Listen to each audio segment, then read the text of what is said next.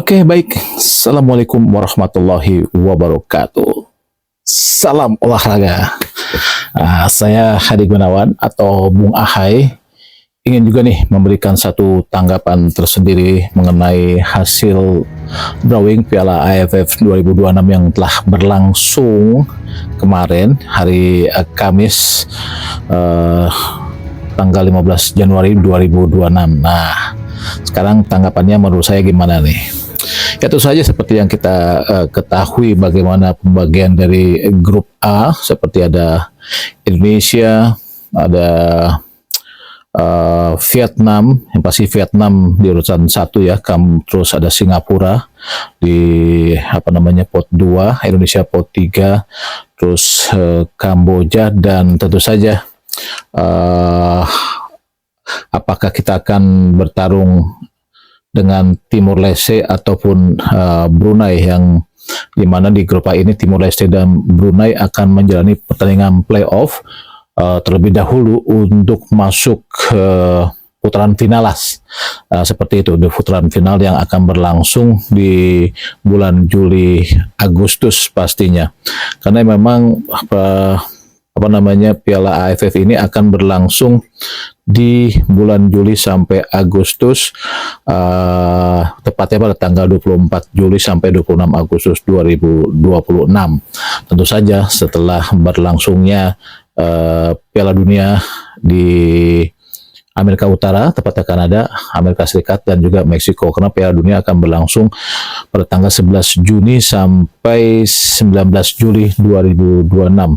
Dengan demikian bahwa Piala AFF akan berlangsung setelah selesainya Piala Dunia 2026, dan tentu saja itu setelah kompetisi berakhir dan akan memulainya pre-season di berbagai negara untuk memasuki musim kompetisi baru. Ini tentu saja akan menjadi tantangan tersendiri. Kita akan melihat dulu bagaimana tanggapan saya mengenai hasil undian ini.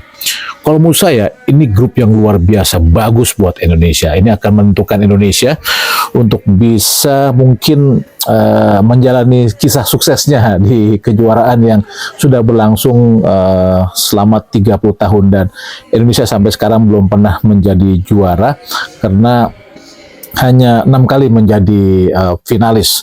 Sisanya tahun 96 kita semifinalis, tahun 98 juga semifinalis yang saat itu terkenal dengan sepak bola gajahnya, karena kita menghindari tuan rumah Vietnam di tahun 98, dan akhirnya kita mau Singapura di semifinal, tapi kita akhirnya kalah di sini di semifinal melawan Singapura. Yang jeleknya saat itu kita berhadapan dengan Thailand dengan orang menjuluki sepak bola gajah lah, karena masing-masing tim Thailand dan Indonesia itu sangat menghindari untuk bertemu Vietnam, tuan rumah Vietnam di kejuaraan ini.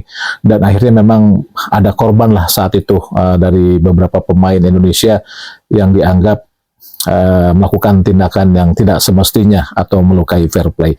Lalu di tahun 2000 kita masuk ke final di Thailand, tapi sayangnya kita harus kalah dari tuan rumah Thailand, baik di penyisihan grup dan juga di final. Saat itu pelatih Danar Iskandar dan juga Dananjaya. Di tahun 2002 kita menjadi tuan rumah, tapi kita kalah di final dari Thailand. Pelatih kita satu Ivan Kolev. Dan di tahun 2024 kita masuk final lagi di bawah asuhan pelatih Peter Wright asal Inggris. Nah, ini sangat luar biasa ya. Kita masuk 3 kali final secara beruntun tapi tidak bisa menjadi juara.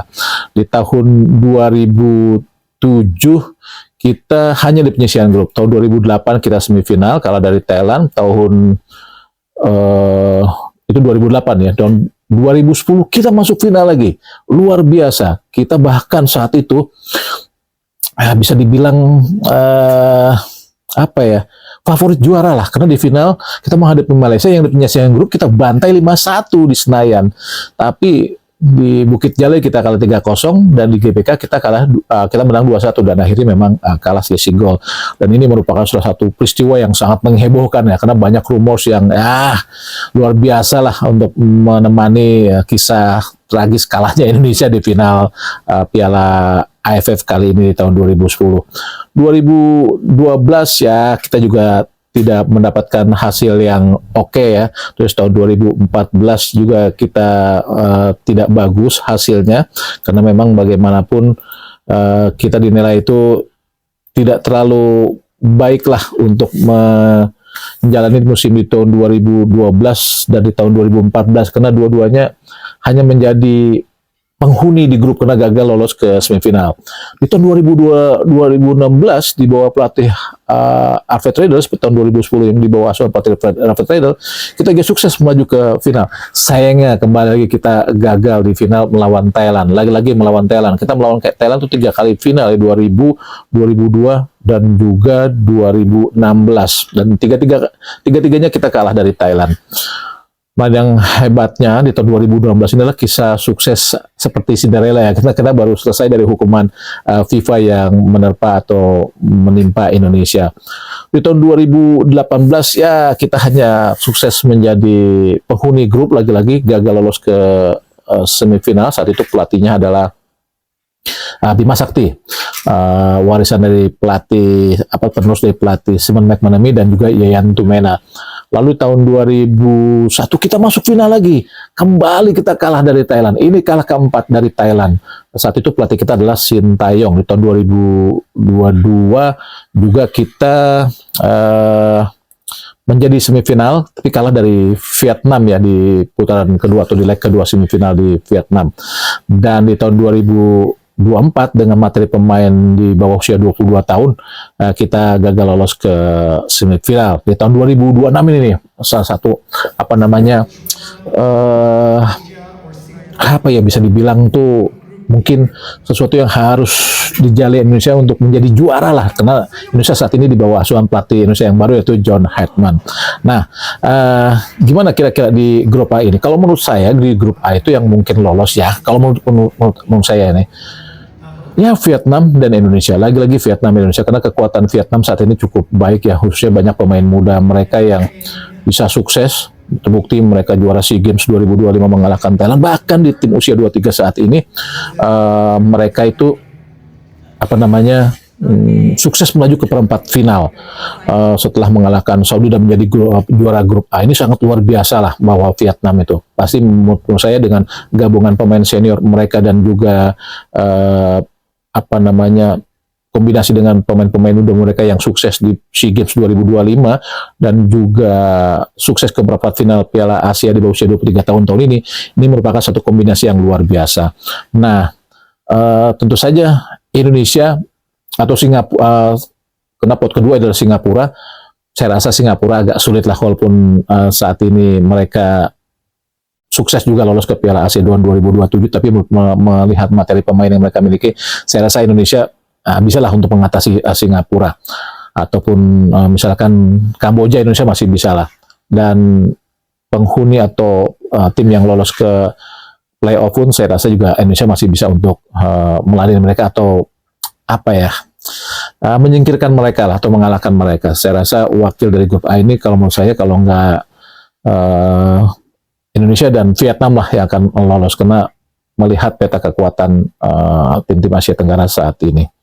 Nah, di grup B ini yang menarik adalah saya rasa Thailand akan menjadi salah satu kembali tim yang sangat difavoritkan untuk lolos ke semifinal ya, karena mereka juga menempati pot grup A, karena memang mereka itu lolos ke final ya di 2 tahun lalu. Jadi merupakan salah satu bukti konsistensi mereka untuk menjadi tim yang sangat sukses di Asia Tenggara.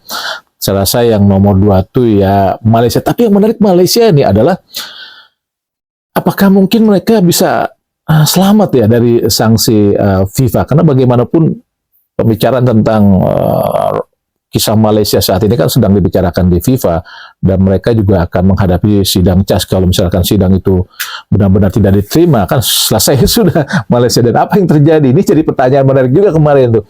Apa yang akan terjadi dengan Malaysia jika Malaysia mendapatkan ban atau hukuman dari FIFA untuk misalkan tidak bisa bertanding, karena kesalahan mereka sangat serius loh, luar biasa serius ini dengan pemalsuan dokumen 7 pemain naturalisasi mereka. Ini menjadi satu pertanyaan yang menarik kemarin sesungguhnya. Nah, mungkin kalau jika mereka harus tersingkir karena dihukum FIFA, ya dua tim yang ikut kualifikasi seperti Brunei dan Timur Leste, saya rasa akan lolos langsung ke penyisihan grup untuk melengkapi 10 tim yang akan bermain di Piala ASEAN atau Piala AFF Henday tahun 2026 Juli Agustus nanti. Jadi ya kita masih menunggulah apa yang akan menimpa Malaysia atau apa yang akan terjadi untuk Malaysia di tahun ini, karena memang kesalahan mereka cukup serius lah untuk pemalsuan dokumen. Dan saya rasa di tim lainnya ya, maksudnya Myanmar dan Filipina, saya rasa ini sangat menarik ya. Kalau Malaysia benar-benar tidak bisa bertanding, saya rasa Filipina akan mulus untuk mendampingi Thailand. Kenapa? Karena pemain-pemain Dwi kewarganegaraan Filipina itu sangat luar biasa bagus loh. Maksudnya yang pemain-pemain mereka yang bermain di Eropa, meskipun bukan tier 1 di tim-tim Eropa itu, tapi kemampuan mereka kalau melihat apa yang terjadi di Piala AFF 2 tahun lalu, di mana mereka lolos ke semifinal, salah satunya adalah menyingkirkan Indonesia, dan juga pemain-pemain mereka yang tampil di SEA Games, saya rasa sangat luar biasa kekuatan Filipina ini. Jadi kombinasi pemain senior dan pemain muda mereka, ya, dengan kombinasi tentu saja dari pemain-pemain Dwi kewarganegaraan mereka, Filipina akan menjadi salah satu tim yang sangat serius untuk menantang Malaysia untuk bisa mendampingi Thailand. Tentu saja jika Malaysia masih bisa bermain. Jadi kalau menurut saya Myanmar atau Laos kuranglah untuk bisa bersaing dengan Malaysia ataupun Filipina. Dan menarik kemarin juga undian ya, langsung ditempatkan antara Kamboja dan Thailand langsung terpisah karena memang ya mungkin merespon mengantisipasi kejadian atau perkembangan politik kedua negara yang saat ini berlangsung. Karena bisa saja kan tiba-tiba Kamboja dan Thailand bersatu, kasusnya akan seperti dengan SEA Games 2025 kemarin, di mana Kamboja akhirnya menarik diri karena memang ada kekisruhan politik dengan Thailand. Mungkin itu antisipasi dari AFF agar tidak terjadi efek-efek yang tidak diinginkan oleh penyelenggara, karena bagaimanapun sangat merugikan sponsor tentunya ya, atau jika ada yang mundur nanti. Nah, itu yang menurut saya perkembangan bagaimana atau tanggapan juga tentang di grup A. Nah, dari grup A, grup B sudah saya sampaikan. Nah, kira-kira gimana nih Indonesia? Indonesia ya, kalau menurut saya Indonesia jika ingin seperti informasi yang kita dapatkan kemarin bahwa pelatih akan menggunakan pemain-pemain muda. Kalau pemain-pemain muda saya rasa peluangnya agak sedikit kecil ya, maksudnya tidak sebesar jika Indonesia memakai pemain-pemain senior, karena bagaimanapun kita pernah mencoba tim-tim muda kita untuk bertanding di Piala AFF 2024 kemarin, ternyata gagal. Walaupun secara permainan sebetulnya anak-anak kita saat itu bisa mengimbangi pemain-pemain senior dari berbagai macam negara seperti Vietnam ataupun Filipina, tapi memang akhirnya kita tidak mampu lolos ke babak semifinal. Nah, bagaimana dengan negara-negara jika Indonesia menghadapi jika Indonesia menurunkan pemain-pemain muda? Ya itu tadi, kita menghadapi Vietnam aja di 2025 lalu di Piala ASEAN di bawah usia 23 tahun, saat menjadi tuan rumah pun kita tidak mampu menjadi juara. Kita kesulitan menghadapi Malaysia, Filipina, atau misalkan Thailand, dan juga kalah menghadapi Vietnam di final. Ini membuktikan bahwa untuk menghadapi tim senior mungkin menjadi PR kalau jika tim yang saat ini pemain-pemain muda kita berhadapan dengan pemain-pemain senior dari tim-tim senior terbaik di ASEAN. Untuk saat ini mungkin agak kesulitan. Terbukti SEA Games pun kalah dengan tim seusia mereka di SEA Games. Kita tidak mampu berbicara banyak untuk SEA Games, padahal level mereka tuh selevel, apalagi jika menghadapi tim-tim senior dari ASEAN, pemain-pemain senior terbaik dari ASEAN. Mungkin peluangnya agak menipis. Nah, menurut saya agak berbeda dengan kondisi jika timnas Indonesia itu menurunkan pemain-pemain senior. Ini menurut saya mungkin peluangnya cukup terbuka ya, sangat terbuka. Apalagi kondisi atau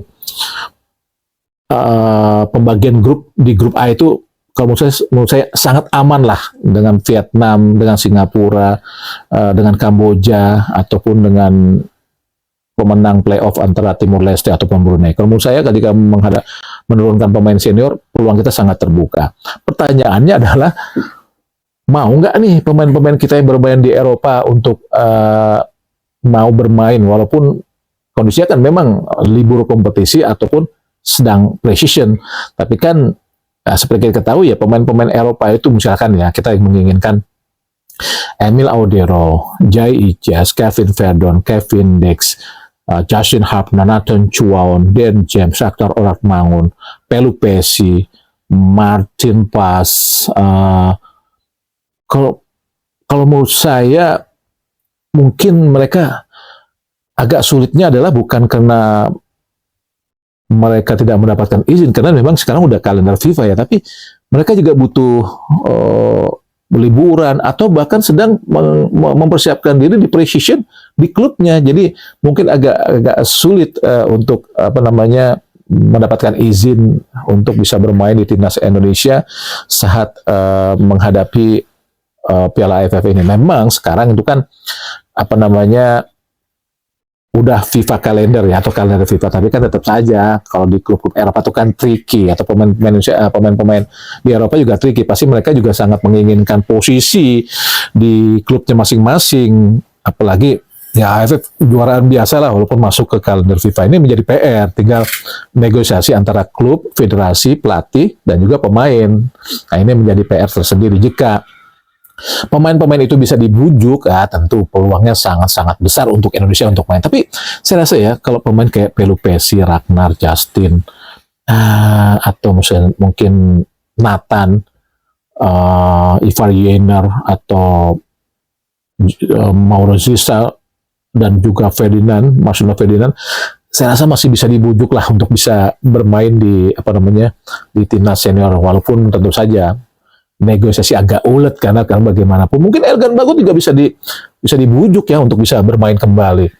Tapi itu tadi lah, bagaimana kemauan mereka untuk mau bermain untuk timnas Indonesia di kalender FIFA ini. Tapi memang walaupun kalender FIFA kan, tapi itu tadi mereka sedang pre-season, menyiapkan diri, atau mungkin ya sedang berlibur ya, tergantung negosiasi mereka atau pembicaraan pelatih dan pemain ya, dan juga klub. Nah, kita tinggal mendapatkan amunisi, yaitu saja dari pemain-pemain atau mengandalkan dari pemain-pemain yang ada di ASEAN seperti Sandi Walsh, Sain Patinama, Arhan Pratama, Asnawi Mangku Alam, Ramadan Sananta. Mungkin ini yang menjadi salah satu tonggak kita jika mereka itu akan bermain, jika memang pemain-pemain senior yang dipanggil. Bisa ditambah dengan Tom Haye, ada Elena Renders, Jordi Amat, Ramadan Sananta tadi ya di Malaysia. Terus Jordi Amat, ada Rizky Ridho, ada Rafael Strike. Ya, kalau secara pemain senior sih, kalau memang pemain-pemain Eropa itu dia bisa bermain, saya masih bisa yakin lah kita bisa masuk ke final atau bisa menjadi juara, karena pemain-pemain yang ada saat ini pun yang di Liga-Liga ASEAN atau di Liga Indonesia sendiri, saya rasa kekuatan kita masih cukup kuat lah untuk meladeni Vietnam ataupun juga Thailand ataupun Filipina. Saya rasa bahkan ya, kembali ke grup B. Grup B itu Malaysia bisa kalah dengan Filipina ya, karena Filipina tuh sangat luar biasa sekarang perkembangan timnasnya. Nah, dengan asumsi atau paparan atau uraian saya tadi, benar nggak peluang kita menjadi juara? Itu tadi tergantung Hetman tuh mau menurunkan tim yang mana. Kalau ingin menurunkan tim muda, ya sulit untuk menjadi juara.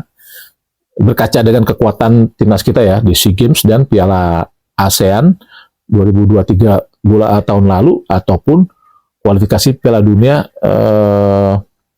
bukan kualifikasi Piala Dunia, kualifikasi Piala Asia di bawah usia 23 tahun di Sidoarjo. Itu kan materi pemain-pemain muda kita.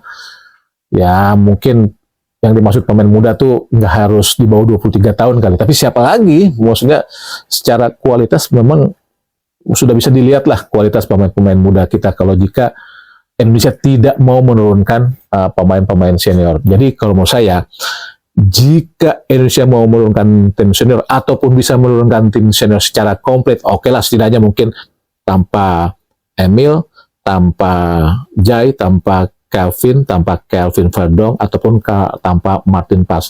Saya rasa kalau jika tadi pemain ASEAN atau pemain yang bermain di kita, pemain nasional kita main di liga kita, ataupun ditambah pemain Eropa yang seperti Ragnar, Joey Pelipesi, mungkin Justin kali ya. Saya rasa kekuatan kita masih cukup tangguh untuk bisa menjadi juara. Jadi menurut saya tergantung tim mana yang akan diturunkan Indonesia jika ingin menjadi juara. Jika pemain Indonesia senior yang komplit, saya yakin bisa menjadi juara. Tapi jika pemain junior agak sulit, atau pemain muda agak sulit. Ya itulah tanggapan saya mengenai hasil drawing Piala AFF di bawah, maksudnya Piala AFF 2026 yang akan berlangsung Juli Agustus nanti. Demikian, saya Hadi Gunawan, dan salam olahraga.